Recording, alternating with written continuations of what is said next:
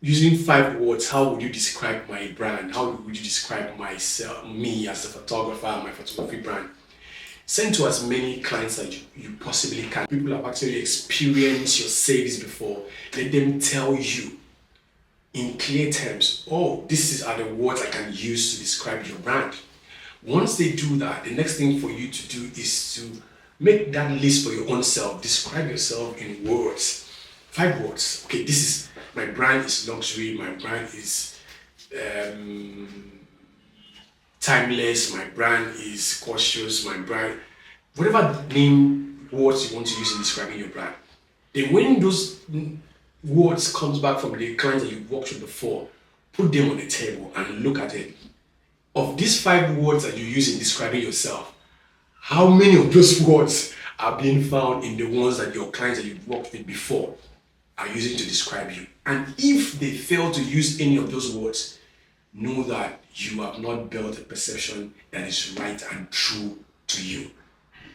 So this YouTube video is inspired by Tolu Joko, a portrait photographer based in Lagos. He's right now in my office. We just finished our clarity session, and he's very benevolent to say I should talk about something I should post on my YouTube channel. So this particular one, you guys are enjoying it, courtesy of Tolu Joko. So he said I should talk about the idea of perception, because I think after we had a discussion about perception, association, pairings, and how all of that comes together to the whole brand experience, he now realizes that maybe he was doing the wrong things before, and that's what you get when you come for clarity sessions, right? So he said I should talk more about it, because most of the time photographers just think that it's about making pictures. Photographers just think that it's about the cameras that you get. So people want to get better cameras, people want to get better lenses, people want to get better lights, but they forget that this is an experience-based business. It's a hospitality business, right? I say it again. It is a hospitality-based business, an experience-based business. It's not necessarily a picture business. So when you think about that, you have to think about the experiences that you give to your clients. And when you think about the experiences you give to your client, you need to think about how they would perceive you. Because people always say, I don't care about what people think about me. You're wrong. You're in the people business. You're in the hospitality business. You're in the experience business. It is important that you think about it. In fact, it is important that you make it your business what people think about you. Because at the end of the day, perception is reality. How people perceive you will determine how they treat you. How people perceive you will determine how much they pay you for that photography service. How people perceive you will determine whether or not they will send you a DM in the first place. If they perceive you to be a high-end, a high-target, a high-clientele kind of photographer, you will attract those kind of people. And the people that are not up there will not come to you. And if you also perceive you as somebody that is right here, the anyhowness is just everywhere in your brand, the people that actually want top service, top hospitality service, not just the pictures, they won't come to you. That's why people always say, why are all these kind of people always the ones coming to my DM and asking me, I don't want this kind of client. But the truth is, people are coming to you based off on the perception that they have about you. Think about it. If you know a medical doctor, you know that this person is a good medical doctor, but somehow the person is posting things that are not in line with somebody of their stature should do that, will you take them seriously? You wouldn't. You would think that, what am I getting? Am I getting the very intelligent doctor, or am I getting a clown? So, because it might not actually be a clown, but because of the things that they post on their stories, the things that they post on their pages, you tend now to judge them based off on that. So most of the time, you need to know as a photographer, you don't even have the time, the opportunity to explain to your client, right, that you are a great photographer. You don't have that opportunity. The reason you don't have that opportunity is because they don't come to you first. They interact with your work. They interact with the portfolio that you put out. They interact with the quality of the work, the things that are inside the portfolio that you have put out. So their decision of how to treat you, their decision of whether to hire you, their decision of whether to work with you or recommend you or pay you a certain price point is based off on everything that they will pick up, even without talking to you. So imagine them coming to your page and your page is not arranged well. Your page has a certain vibe around it. Your page, your Instagram page looks like, I don't know, it's not coordinated, it's just everywhere. They will not think that they could part with their hard-earned money. Like you want someone to pay you 500 or million naira, and your page doesn't look like someone that's seen that kind of money before, and the kind of content that you curate around your page doesn't look like someone that has seen that kind of money before. How do you expect them to actually pay you that amount of money? So perception is key. It is key. That's why people that understand this understand the role it plays in business, the role it plays in how people see them, the role it plays in the kind of client that they attract. That's why you go to some photographers' pages, you realize that there are some pictures that they cannot post on their page. It's not because of the people did not pay them. So they understand that the role of the portfolio is not to show their growth. It's not necessarily to show the work that they have been doing, to show people that they have been working. It is actually to fit into a perception that they are trying to build. That's why some photographers, you look at their pages, it turns as if they are only photographing fine people.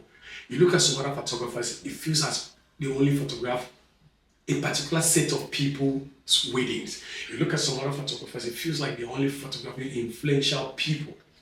It's not that that's all the kind that they photograph. It's because that is how they want people in their market to perceive them. Someone said the other day that there's a car that you drive and you get to the estate gate, and the gate person at the estate gate will say you should park there. We are parking that place. But there is another car that you will drive, and the person at the gate at the estate will just open the gate and ask you to pass. Because when they see you drive a certain car, the reputation of that car is being accorded to you. So that's why if you eventually get like a Toyota Camry, which is a good car, which is a very economical car when it comes to fuel consumption, you just drive your own car and you went to like a shopping mall and you park. The next thing you see someone come and tap on your door. Are you my taxi? Perception, because it is being built around that Toyota Corolla is for taxi, is an Uber taxi, or that Toyota Camry is an Uber taxi, right? Or Bolt or whatever it is, right? But some other person will drive another car and park in that place. Even if it's a taxi, nobody will tend to try to go and open it. Remember when I think Bolt did a promo where they had someone drive a Lamborghini and use it to go pick up clients. And when the clients came out and they saw the Lamborghini, like, yeah, are you the car that he said, I am here, my car is this kind of color. He said, no, that's not the car I hired for.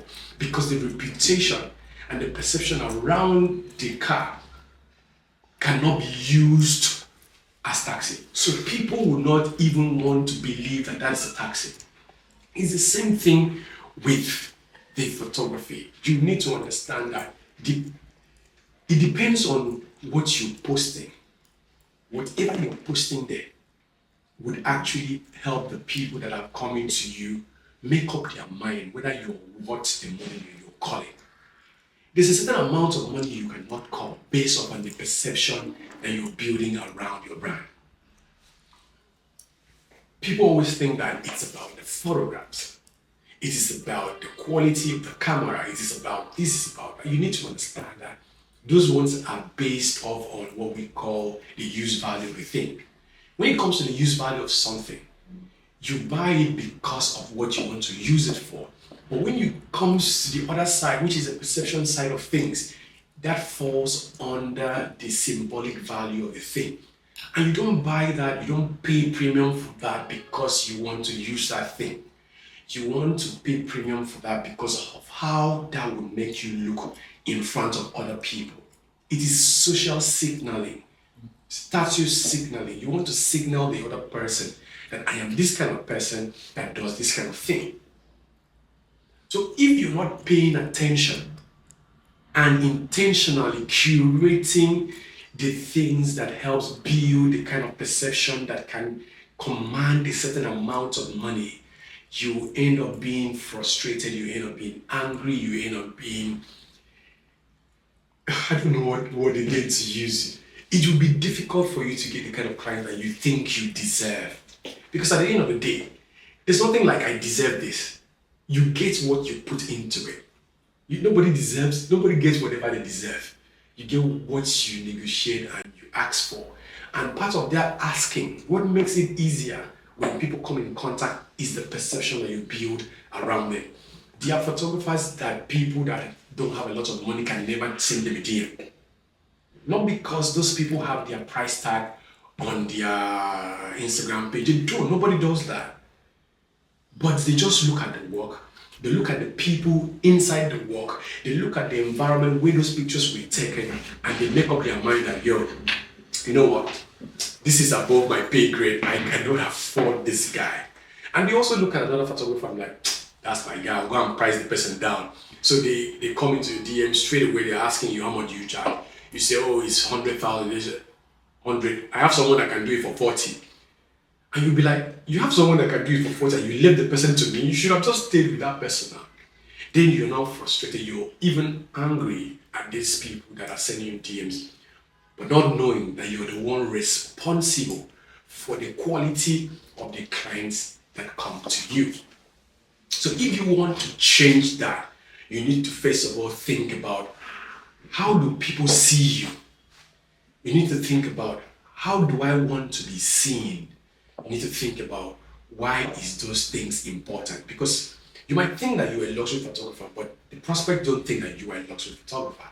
You might think that you are a high-end photographer, but the people paying for it they do not think that you are up there.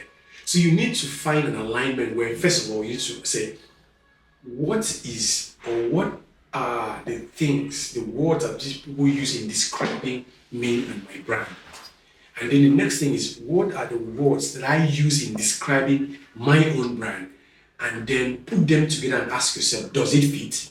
Because at the end of the day, if the words that people use in describing your brand does not fit with the words that you use in describing your brand, there is a problem. The problem is that your own perception of your brand is not correct, because the people that you want them to perceive you a certain way are not perceiving you that way at all. So first of all, think about all the people you need to you photograph before. This is the next step you should go. All the people you photograph before, like your clients, send them like a questionnaire, like using 5 words. How would you describe my brand? How would you describe me as a photographer, my photography brand? Send to as many clients that you possibly can. Let them, people that have actually hired you before, people that have actually experienced your service before, let them tell you in clear terms, oh, are the words I can use to describe your brand. Once they do that, the next thing for you to do is to make that list for your own self. Describe yourself in words. 5 words. Okay, my brand is luxury, my brand is timeless, my brand is cautious, my brand, whatever name words you want to use in describing your brand. Then when those words comes back from the clients that you've worked with before, put them on the table and look at it. Of these 5 words that you use in describing yourself, how many of those words are being found in the ones that your clients that you've worked with before are using to describe you? And if they fail to use any of those words, know that you have not built a perception that is right and true to you. So what do you do next? You need to now actively, in the things that you do, in how you onboard clients, in how you talk to clients, in client management, in how you deliver the work, in the experience during before the shoot, during the shoot, after the shoot, the whole 9 yards, everything in between. You need to curate it in such a way that it points to those words that describes you. Let's say, for example, you say you are trustworthy. If you're trustworthy, you can't just come up to your and open your camera like this. I'm sitting down here and say, "Hey guys, my name is Mayor. I'm a photographer. I'm a trustworthy photographer." That's not what you say. You find the things that you do along the business line that points to the fact that you are trustworthy. Something like, "Oh, I had this client that came in the other day. We had agreed on the price for the shoot, and when the person transferred the money, he mistakenly or by mistake somehow added an extra zero to it. So I had called their attention to notify them that, yo, the money you sent was way more above what we agreed for." They said, "Oh, it was the mistake on their side." I said, "Can we have like your account number so I can transfer the extra on top back to you?" And the person was so happy that because they didn't even notice that they had made a mistake in the amount of money that they pushed out to us, and you refunded, and they were so glad and they were thankful that you didn't use the money for any other thing and all of those kind of things. That's how you explain that you're trustworthy. Or you explain that you're trustworthy that you told your clients that you're going to deliver the pictures in 5 days, and in 5 days you were communicating with them every step of the way what was going through for the process, where every process of that delivery was until the day that you delivered the work. So they didn't feel that you told them one day, and the next day, 2 days later, after the day you say you deliver, you were not even picking your calls again. That's how you share the part that you are trustworthy. You're somebody that say, "Okay, if I say my word, I stand on it, I mean it." You can go on to do that for creativity, you can go on to do that for excellence, you can go on to do that for premium, you can go on to do that for timeless, whatever the words that you're used to describe your brand, whatever those words are, you need to find a way of communicating it, whether it is in your story, whether it's in your reels, whether it's in your posts or your blog post. If you have a website, you need to intentionally put out the works, put out the content that communicates those words. So that at the end of the day, when we read it, when we watch it, when we see it, we will come to a conclusion. And that conclusion will be the words that you use in describing yourself. Perception is reality, my people. The clients that you take or that you would ever get would be a subject to the perception that you built for yourself. So don't complain that people that don't have money are the ones coming to you. You are responsible for it. Don't also complain that you cannot get the kind of people that you look for, because you are responsible for it. If you change the perception of your brand by imputing these things that I've talked about, you will put yourself in a better place. You need to understand that perception takes time to build. It's not something you just wake up one morning, switch off like a light bulb and it goes off and on. No, it's progressive. It takes time. So you do it not just once, not twice, not 3 times. You continually do it till it becomes a part of how people use in describing you. It becomes a part. So when people see those words, the first thing that comes to their mind is you. That's how the top brands in the world do it, from Coca-Cola to Apple. You find things, you find words, and you associate those things to them. That's when you know that your perception game is top there. So to answer your question, Tolu, that's what we do. You need to understand that if you don't build the right perception, you will not get the right clients. Whatever clients that you get now is as a result of the perception that they have had about your brand, and it's upon you to change that perception now by doing the things I've said for you. I hope this video helped you. So if you're new here, my name is Mayor 2. I'm a clarity coach. I help photographers build profitable business by sharing with them strategies and tactics that really work. And I do this every other Friday. I put up one video every Friday every week. So if you've not subscribed, hit the subscribe button. If you've not liked it. Share this with one photographer or any creative business entrepreneur that you know that this might actually help, because the game of perception is not just about photographers. It's about everybody in the creative business. I hope this helps.